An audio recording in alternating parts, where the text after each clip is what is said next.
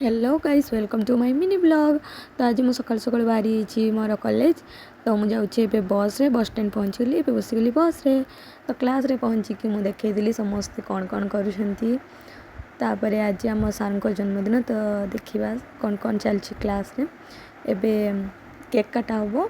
तो मो सांग केक रो पैकेट को खोलुची आउट बहुत सुंदर केक है। तो ये सार केक काटुंट मो तरफ हैप्पी बर्थडे सार। केक काटी सारिकी सार कहले समस्ते समस्त को केक बांटी दियो। तापर सार को भी आम केक खुएलु आगे जुहार कलु। तापर आम समस्ते आम सांग मान सहित केक खुआखुई हेलु। तापर ये चलची सी तार केक बांटी चलची केक सरुनी। तो तापर आम बाहरी गलु कॉलेज। तापर आम दहीबरा खाइलु तापर सोला। तो खाई मु बस बसिकी फिर आसली। Thank you for watching.